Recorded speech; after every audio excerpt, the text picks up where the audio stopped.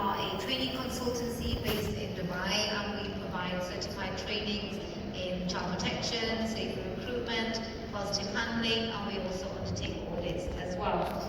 Now, this topic of safeguarding is extremely important. We know internationally now there's been so many challenges when it comes to safeguarding children. But safeguarding goes beyond just safeguarding children. It's about safeguarding our community. It's about making sure that the culture of the school, the values of the school are adhered to. And also now with AI coming into effect, is ensuring that our staff across the school know what their responsibility is when it comes to safeguarding children and the community as well. So I'm going to start with Darren with my first question. Darren, how can schools create safeguarding strategies that address both legal requirements and international best practice, especially in multicultural environments? Well, firstly, it's a great question. I'm looking forward to the rest of the panel contributing to this as well. I'm a firm believer that all policies, practices that you do, whether it's at a school level or elsewhere, are a reflection of wider society. It's kind of going back to what you just said before, Zen. So the community actually also has to be showing and reflecting that they are valuing safeguarding. So the importance of healthy and safe environments and the protection of children and healthy, happy habits and all of those kinds of things. Here within the Kingdom, you may or may not be aware, but there is actually a child protection law that's been around for about 13 years. So the Kingdom has determined by royal decree the standard by which child protection is to be adhered to, and it's not just within schools, it's also at home and in the wider community. So I know at a MARF level we actually drew on that legal requirement as part of building our child protection systems and frameworks. And then there is obviously that subtle cultural context that needs to be taken into consideration as well. Wonderful, thank you. Tracy? Yeah, it's for me, I come from a perspective from an independent company where I've supported head teachers when things haven't gone so well, and the common theme that we found there is that prevention rather than cure. So it's really educating ourselves on the policies, what does those frameworks look like, but also looking at an international perspective as well as looking at being able to do the prevention rather than the cure, bringing the community and other staff on board as well. Well, thank you, Simon. Yeah, thank you, Tracy, and Zen and Darren, as you were saying as well, policy, and for me, yeah, it's policy, and to ensure that, especially for Doha British School, that we have a consistent policy that's continuously reviewed on an annual process for all students, be it a safeguarding policy, but also those additional policies with regards to e-safety, child protection, anything in relation to recruitment as well. So it's, some people might say it's a minefield, but it's ensuring that that policy is implicit, that everybody is up to speed with that policy is shared, and it has to be according to our accreditation bodies, CIS and BSO, on our websites. So it's ensuring, as I say, the community, so the students, most importantly, but staff, so that's not just teachers, that's our learning assistants, that's our administration staff, parents as well, are aware of those policies and explicitly that safeguarding policy, and it's outlined really clearly the processes that are in place to ensure that safeguarding is taking place at the school, but also outside of the school, be it when it's trips, when students may be participating in sporting events and all different things as well. So yeah, really important, those practices. Thank you both. For me, I mean, the schools that I've worked with in the past, strategy and having a safeguarding strategy is of utmost importance. However, what it boils down to is how are people actually understanding the strategy? How is it then executed? What are staff understanding about your safeguarding vision? Your mission when it comes to safeguarding. We all talk about vision and mission of a school, but what about the mission when it comes to safeguarding? Why are we doing what we're doing? And when we are in this multicultural society, we need to make sure that the strategies, the policies, the procedures, the systems that we have been translated into the language that staff understand. So Arabic, for instance, is not the only common language that we speak in our international schools. We might have Tagalog that's spoken, we might have Hindi or Urdu. There's many, many languages. that are used. We have to look at these common languages, and we have to look at how staff are understanding what we're actually talking about in our strategy and ensuring that is then executed. Now I'm going to start with Simon with my next question. With the rise in AI and digital tools in education, what new safeguarding risks should schools be prepared for? Yeah, thank you, Zen. And as I said earlier, it's a real minefield, isn't it? And AI is changing, as we know, lots of enthusiasm behind it, changing not just on the daily, but by the minute, it seems to. And as we've seen today in different presentations, it's not just about your ChatGPT and those algorithms where that information comes from, but lots of other AI sources. And of course, ensuring that as a policy and that e-safety for our students, especially at Doha British School, that the teachers will use certain approved AI tools, and again continuously assess the use of those AI platforms, as well as have different firewalls put in amongst the language that's being used or coming out within the school environment. Of course, that can be contained within the school, but again, I talked about earlier about outside the school, and I think that's how we try and workshop with students and workshop with parents as well, the use of AI and the appropriateness and point and direct students and parents and staff as well, of course, in the right direction for using appropriate AI tools. Thank you, Simon. Tracy? Yeah, it's we're seeing more and more sort of cyber security at the moment as well, so where young adults especially are quite more vulnerable towards it. And what we've seen in our practice is very much so with young adults oversharing, possibly on social media, where they are a lot more vulnerable. And when we look at cyber security data protection, it's been able to educate our young adults as well as our teachers as well, I think, in keeping them safe. But like you said, it changes daily at the moment.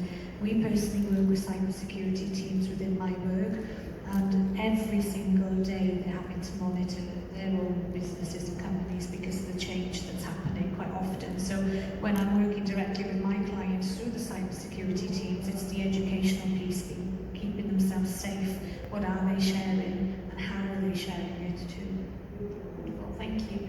I'd just like to add something in there before I hand over to Darren. I mean, with things like deep faking going on now, and there's people editing or students editing images of teachers and making videos or of teachers and posting them online, the risk is now more higher than it ever was. And unfortunately, we're getting a lot of educators now saying, well, I'm an AI expert. But unless you've been studying AI for the last 15 to 20 years, as it's evolved over the last 15 to 20 years, you can't name yourself as an expert. So the reality of it is, we're all learning on the job. Right? Some of us are doing it faster than others, and that's what it's about. It's about making sure that we're educated on the trends, we're educated and we're well informed when we're speaking to staff and our students as well. Darren, over to you. I actually really struggle with this. I'm not sure if other people echo this. It could be a product of my childhood, my upbringing, how I was brought up and where I was brought up. I lived a life of actual intelligence, not artificial intelligence, so I actually don't believe that I understand that it's a tool and it's here and we have to accept that it's here. We should never, ever, ever be using any type of technology or AI for anything other than a tool to assist learning that's actually going on in the classroom or the school environment. It should never be ever used to replace that human element and the human connection piece, because if we ever get to a stage of that, then we may as well give up on humanity in its entirety. So it's a minefield. I feel like it's a runaway train that we have even with education and everything, we're educated to something one day and there's something brand spanking new that's happened next day in this space, and we have to be re-educated in again. And I'm not 100% certain how we actually properly catch up to it, to be fair. I'm hoping that there's some kind of a stabilising thing that just naturally happens within society, down the track. But it's a really tricky space. Thank you. Tracy, I'm going to talk about burnout now. How can DSLs be better supported in their role to avoid burnout? Because there's a lot of pressure. Yeah, there is, and what we've found over the years is that when we look at prevention rather than the keywords, being able to support staff in elevating their emotional literacy with their debriefing sessions as well, and understanding the way their own mind works, that if they have come across a safeguarding incident, and if it is impacting them, do they understand and know how to debrief at the end of the day or debrief with another colleague? Have they got a buddy system going on in the workplace so they can have those conversations? Peer groups as well, that they can sort of bounce off from different schools as well to understand, you know, how they can support themselves. But it's most definitely the educational piece that is very important to them. We've done quite a bit of work in Wales actually with some schools, some special schools where throughout the days their safeguarding incidences are extremely high, and we've gone in and supported them with end of day debriefs, and it's just 5 to 10 minutes where they can release some of the tension, but they're safe to be able to open up with their peers, but as long as they know they're safe to debrief, to let go. But then it's the next steps. What is the next step for them as well, so they become solution focused with it, so it doesn't end up as burnouts for them. Simon, what's your school doing? Yeah, thank you. And yeah, it's a really important topic, isn't it? Thinking about our DSLs, our designated safeguarding leads, and potentially different safeguarding issues that they have to go through and deal with, whether it's on a daily or weekly basis. To try and again mitigate that burnout, definitely about networking and that support. And earlier I talked about BSME, British Schools, Middle East. I know our DSLs, they support each other across the cluster of 3 schools, but also within the BSME network. So lots of support, whether it's with regards to confidentially, but getting responses, how they deal with a situation, or even about how they're feeling. So it's having that personable side to it. Again, lots of schools, and the same with DBS, we have our counsellors, and the counsellors aren't just for wellbeing counsellors, aren't just for students, but for staff as well. And I know that the DSLs can always reach out to them, and just being conscious of that. And as SLT, especially the principals for each school, do weekly check-ins with the DSLs, not just about issues that are going on, but also check-ins with themselves. Well, thank you. From my side, in a lot of the schools that we're working with now in Dubai and Abu Dhabi are actually sourcing external counselling support. So they've got collaborations with counselling services outside, and the DSLs will visit them as required, especially when they've got serious case that's ongoing. They have that support, so they can then vent and they can then share how they're feeling as well. What we've actually done is we've also launched at our education facility, we've launched a support service for DSLs where they can come once a month, and this is available to international schools as well. So if you have any DSLs, do reach out to me after the session. Where they come, there's people that join online, and we share our challenges and we get support. And we have a peer support service that's available there confidentially, where DSLs can come and share how they're feeling and any cases that they have that they need support with. Yeah, we might do it slightly differently at Marif.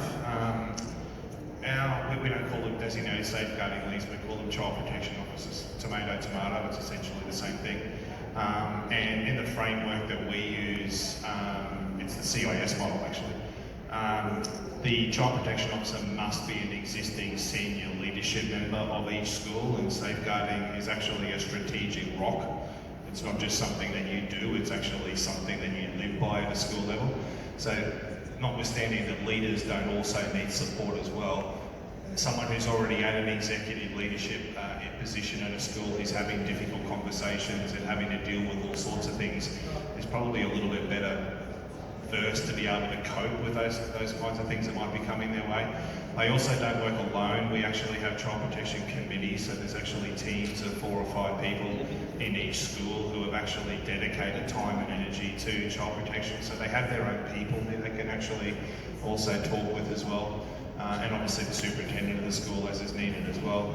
And I technically take on the role as the Chief Child Protection Officer, so we also provide that level of corporate support in that child protection space as well. So they certainly don't feel alone when they're actually doing this work at a school level.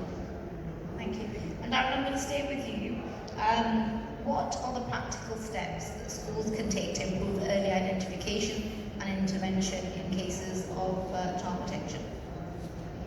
Ooh, checking out for the warning signs. This sort of ties in a little bit with positive handling, which we also take our staff through in their training as well. It's essentially important for our homeroom teachers in particular, but teachers who spend a lot of time with students, they have to know their baseline behaviour. We all have the same behaviour 95% of the time. So our teachers in particular need to know our more bubbly students, our more quiet, our more reserved students, and know what they are 95% of the time, so they can then watch out for the warning signs that are associated with that change in their baseline behaviour and identify what that trigger is, to use the Kaplan-Wheeler model, to identify what that trigger is and actually then try and resolve that trigger using some of the positive handling techniques to resolve it and try and intervene in that issue early on before it escalates. Thank you. Simon? Thank you. Yeah, definitely, again, we go back to Doha British School, but with any school, it's about instilling trust within the community, that community of trust, be it from students, staff, parents as well, being able to whistle-blow and identify, because your students, your staff, they're all the people that see the other students or staff on a daily basis, and again, they're the ones that can confidentially, again, go to the DSL and highlight any concerns, and always say, just report everything, because you just don't know. It could be nothing at all, or it could be something, or it's something that over time you realise that it is something more important as well. So we actually use My Concern as a platform for reporting any safeguarding issues, and that's what we try to do. And again, just posters around the school, so again, students, staff, parents are all aware who those DSLs are and how they're contactable, either via a QR code, email, and school telephone number. Thank you. Tracy? Yeah, I'll mirror what you were saying as well, but it's also, like you say, keeping communication open, isn't it? Building that community of trust where young adult staff can feel comfortable to have those discussions, and like you say, Darren, with the baseline of understanding and knowing your team members, your young adults, your children, to understand what, if there's a change in the dynamics, what is the change, who can I speak to regarding it, and like you said, it doesn't matter how small it is that there's a safe place to communicate that information to. Thank you. And if I can just add something there, what I've always found is that teachers don't often have the confidence in the system that if they do report and they are, that there's something that's actually not wrong, they feel that, okay, they might be penalised. So it's about instilling confidence in staff. What we want to do is identify, early cases, and we want to intervene and provide that support there before they get even more serious. So teachers should have the mentality that not what if I'm wrong, what if I'm right, how can I improve life for this child? Now I'm going to start with Tracy. How can we ensure that schools, when they're delivering safeguarding training, it's not just a tick box exercise, it has a real cultural change? Yeah, I think this is down to staff education as well, is that the education that you're providing is done on a frequent, is quite relevant, up to date, and it's done frequently as well. When I was in school, all those many moons ago, safeguarding was something that was always talked about in staff meetings on a weekly basis. It was on the agenda, and it was just openly discussed every single week. Where we were in a small school, we only had 11 staff members and about 28 sort of support staff members. So we had the time on that agenda. It only took about 5-10 minutes on there, but we could say any little thing that was going on, it was expressed, it was talked about, so we were used to talking about it. It was just natural for us. Anybody that was going on training, safeguarding training externally, they always brought that information back and they spoke about it. I suppose now you've got in-house hubs that we can upload information to, but it is that ongoing assessments, ongoing training, and keeping those communication lines open too. Thank you. Aaron? I actually echo all of that. It's about embedding it in your school's culture, and not just having it as kind of like a standalone thing. It's literally something that you live and breathe all the time, and that training is just an extension of what you're actually living at a school level anyway. So that way it shouldn't just stand out as something that you're kind of just plugging in at varying stages. It's just part of your DNA. It's what you actually live and breathe on. Thank you. Simon, what lessons can we learn from international use cases that have happened internationally?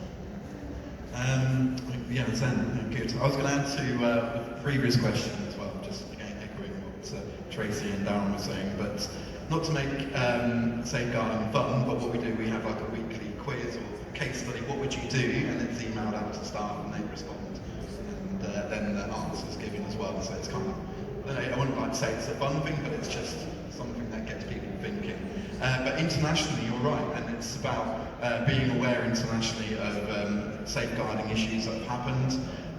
Be it, and I go back to, I know we talked a lot about students, and so, but recruitment, and I think there's a lot of work that has been done, thankfully, over the past even 5 years with regards to ensuring safer recruitment and international recruitment. And you know, unfortunately, as Tracy was saying as well, you've been in teaching a long time, and over the past 25, 30 years, previously we've heard of examples and cases of teachers being able to get jobs internationally in other places, and unfortunately things, safeguarding issues occurred.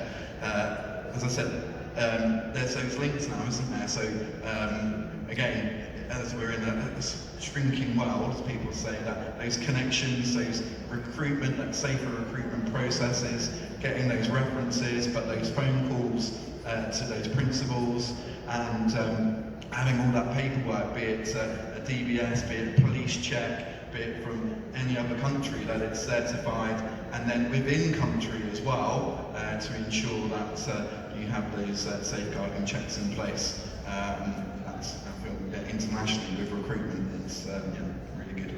Thank you. Darren? Well, I know for us here, obviously, we're a large organisation and recruitment's ongoing, and we have a combination of local and international hires. I think a focus needs to be pushed away from just recruiting for technical skill and recruiting for attitude and recruiting for cultural connection, and are they the right person culturally for the school, and also is the school the right person for them, because it's a two-way street. So I know at Mara we're moving less towards the technical side of things and more around those behavioural things, and then picking up on people who might actually have been attempting to come to us from parts of the world that are known to be areas that are hotspots for issues in the child protection space and things like that. And again, the HR staff in our organisation have had to have upskilling and understanding as what comes with international recruitment, not necessarily is a necessary need in local recruitment. So we're just constantly evolving that as a company. Thank you. Tracy, I'm conscious of time, so I'm going to move on to the next question and start with yourself. In what ways can student voice and participation be integrated into safeguarding systems to make them more responsive and relevant? We find that, especially in adults these days, they're just so knowledgeable as well, and we can utilise their knowledge to support us on occasions as well, like school councils, enabling them to participate within assemblies, to upskill other people, and to also enable them the voice to sort of upskill our staff members, to give them the opportunity to build their confidence and to enable them to share that knowledge amongst themselves too. Thank you. Simon? Yeah, good, and it goes back to what we were saying earlier about that student voice and having that community of trust. But I felt just to add to what Tracy was saying is having those platforms or opportunities to communicate, be it directly or anonymously as well. So whether it's a suggestion box, a digital QR code, being able to speak to a member of staff directly, or it's a standing agenda item on that student council weekly meeting, just to reiterate again the importance of safeguarding and to potentially tease out any issues that may be arising as well. And if I can just add there, student voice and listening to what students have to say is highly important, and allowing them the opportunity to say what they need to say in a safe space. Last year I did some research for ADEC, and we were talking about well-being, and what research showed and what we found out during our project was that those students who had the best relationships with the teachers were not only happier in themselves, but they were achieving more academically as well. So it's really important that we allow students to voice any concerns that they have, and we provide the platforms and the opportunities to share how they're feeling, how they feel that the school will actually improve. What can we do as leaders to help you actually support each other and provide those peer groups from within, and have that student voice in place. Darren? Yeah, completely agree with all of that.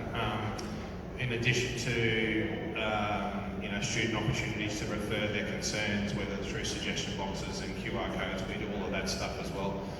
We run student safeguarding awareness sessions across all of our schools. It is either done by the child protection officer or the member of the safeguarding team or the superintendent.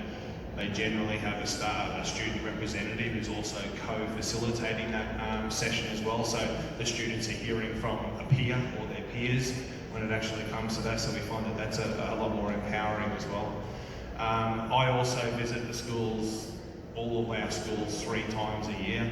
And I actually collect my own data from students. They have an opportunity to sit with me, and I use it old school. It's a piece of paper and a pen. There's no electronic footprint, anything like that. Nothing stored in the cloud. I still don't understand what the cloud actually is, but I hear it termed all the time.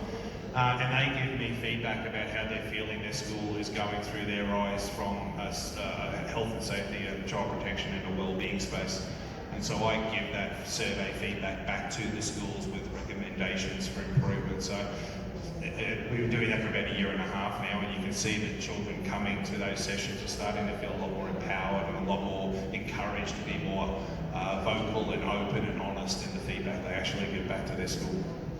Thank you. Now on to the last question, because I'm conscious of time. So Tracy, what key tips and advice do you have for schools in KSA? Oh, I think it's just coming back to education. It's keeping communication open, building upon the knowledge that you have also. But coming back to the other question as well about the international side of things, we have so much knowledge within the schools as it stands. When you've got new teachers coming in, you know, the background, the cultural background, it's learning to understand which country did they come from, what information can they feed back into the school already, and it's understanding the knowledge that you already have, but also building upon that internationally as well. Thank you. Simon?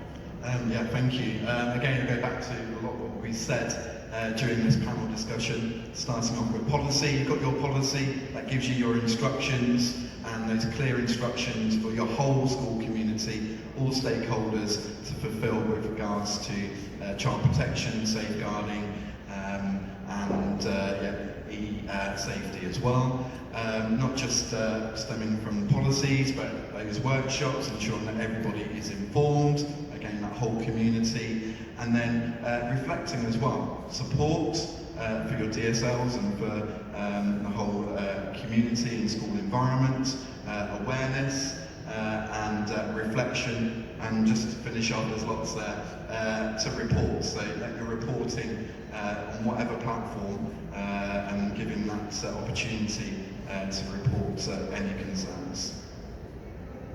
Darren? Thank you for letting me know what the question was. I said it earlier on, and I'll echo this. Safeguarding isn't just something that you do in schools. Safeguarding has to be something that you are.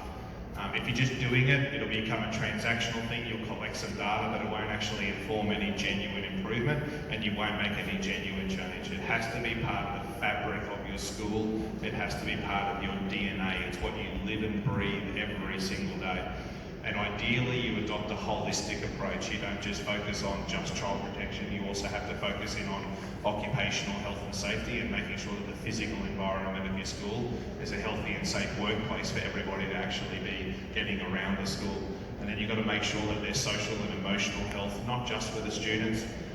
it's got to be for the staff as well. There's a lot of data in science that tells you that staff well-being directly impacts on student well-being. So if your staff as the custodians of the children's education and not feeling the love and care and connection from their school, in particular school leadership, they'll pass that unhappiness on to their students. So it's making sure that you live and breathe it every single day and becomes part of your why, to use Simon Sinek, as opposed to just your what. Thank you. And from my side, I mean, I echo what colleagues are saying, but I'd like to add there that we are in KSA, we're in the GCC, and safeguarding, as much as we want to safeguard our children, we want to safeguard our community. What works in the UK, what works in the US, doesn't work over here. So we can't just say, okay, one size fits all, this is how the system is in the UK, here you go, follow that system.